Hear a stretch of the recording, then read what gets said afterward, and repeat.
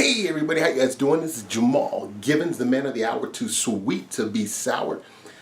Well, today I wanted to talk to you all a little bit about parenting. So for those parents out there really interested in grabbing your ear to see if you've thought about this idea and what it truly means to support your youth in their goals, dreams, and aspirations.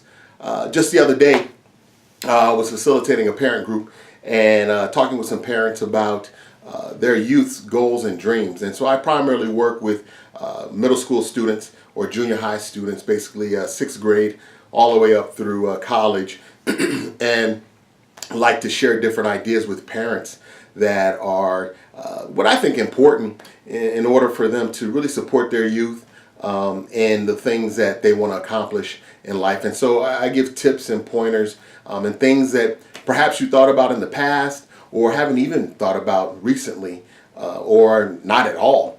And so today I wanted to talk to you a little bit about, like I said, goals, dreams, and aspirations. And so what I realized in talking with parents yesterday is that many parents don't even know what their youth would like to be later in life or think that they would like to be later in life.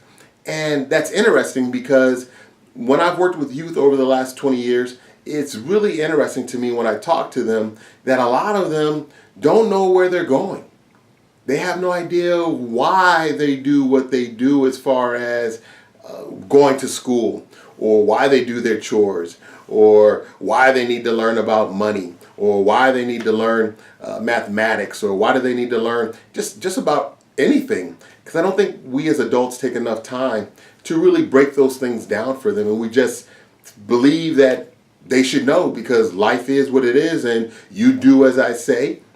But you know, our youth nowadays, especially our middle schoolers and even high schoolers for that matter, are in a different world, in a different place, and they ask questions like why, and parents get pretty frustrated. But I think that's a great question for them to ask is, why do we have to do this? Why am I working on this? So that it clicks and it makes sense. And so one of the things that I think we don't as adults do with youth is find out what it is that they think they would like to be later in life. And so when working with parents, sometimes I ask them, do you know what your child even wants to be or possibly be later in life? And some parents say yes, but the majority of them say, actually, you know what, I don't know.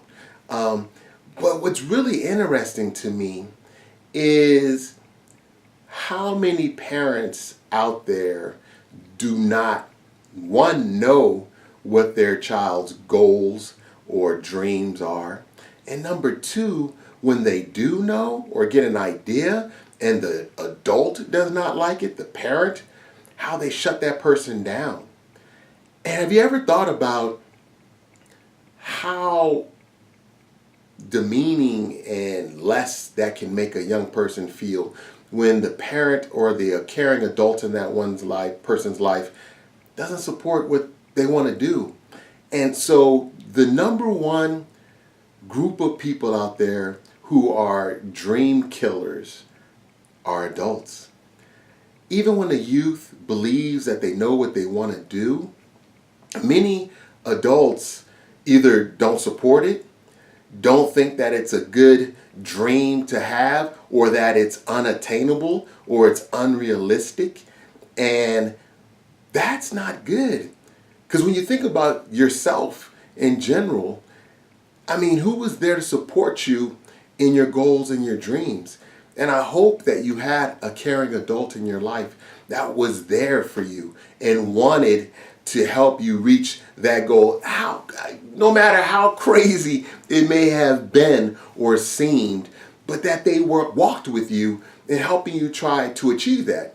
Now, when we understand what a young person's goal is or their dreams, they may change over time, but that's okay. There's nothing wrong with that at all. And so being a good parent and a supportive parent, or a caring adult and a supportive adult, is you helping that young person achieve their dream. They may not accomplish it, but that's not the purpose of supporting them. What's important in you supporting them is that you're helping them know that, one, you're there for them, two, that it takes steps and some thinking in being able to reach your goal or achieve your dreams. And number three, most importantly, is that you truly care for that individual and believe in them. So a lot of times, you always hear adults say that it's not good to say that, well, you can be anything you want to be in the world. Well, why not? Why can't they be? There is the possibility of achieving those goals and dreams. I mean, go on YouTube now and you can look at how many people have achieved their actual goals and dreams. The challenge is that young person needs to be willing to put in the effort in order to achieve that goal and dream. And that's what's really important.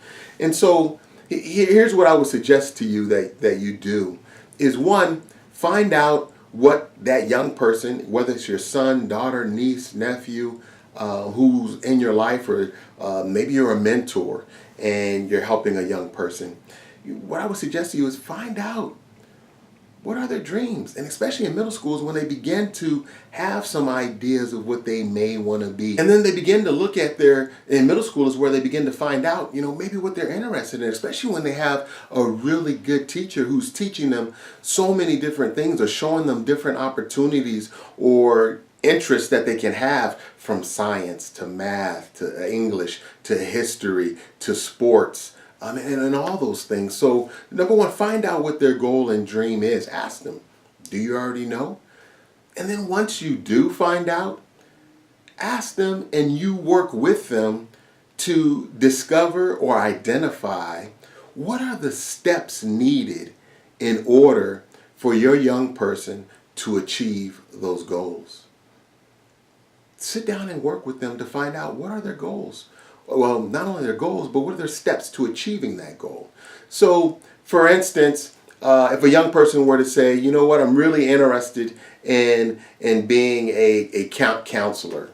Hey, great, nothing wrong with that at all, right?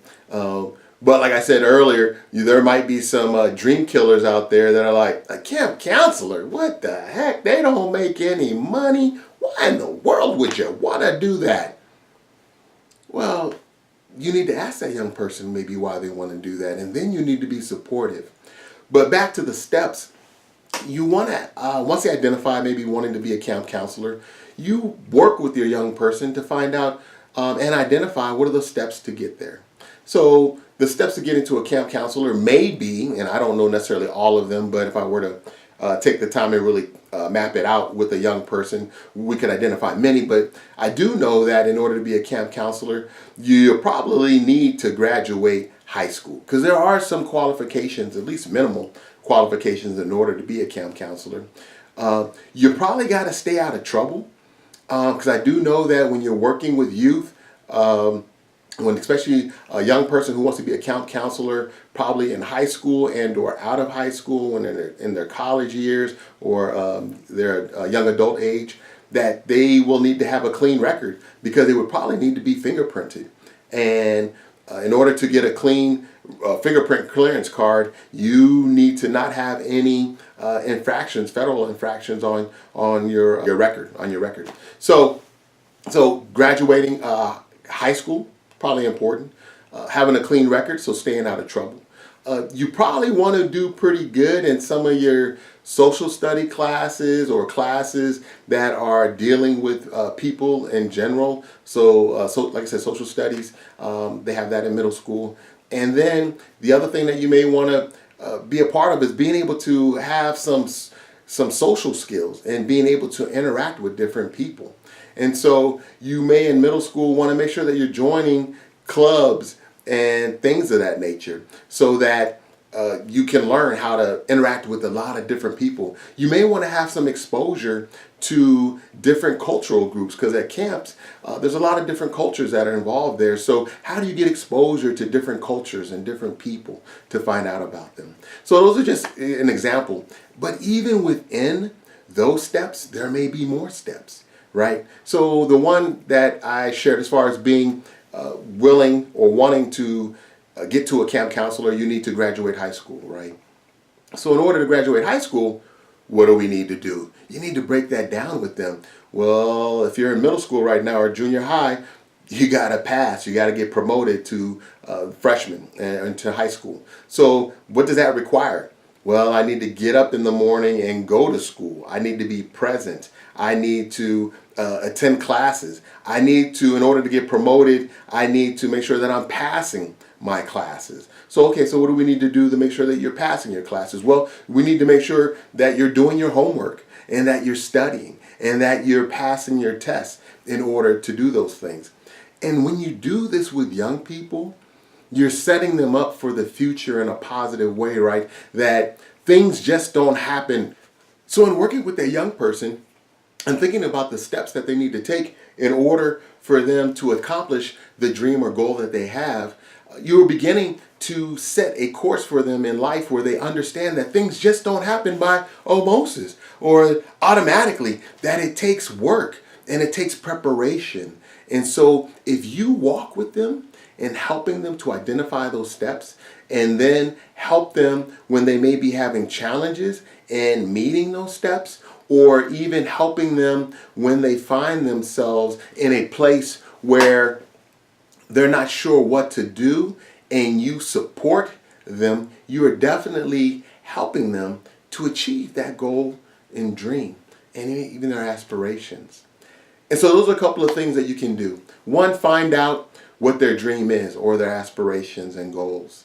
Number two is sit down with them and work with them to help them identify the steps that may be needed in order to reach those goals.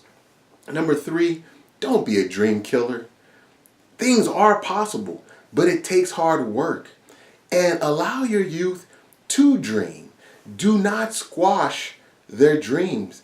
Be supportive of them and let them know that anything that they want to do takes time, dedication, and hard work, and perseverance, and tenacity, and all those great things. But you know what? I've never known anybody who's died from hard work. So let them know. Be there for them. Support them. So this is Jamal Givens, the man of the hour, too sweet to be sour, the man with the power. I look forward to seeing you guys next time. Check me out on my website, jamalgivens.com. You can also find me on Facebook, Jamal Givens. I look forward to talking to you guys later.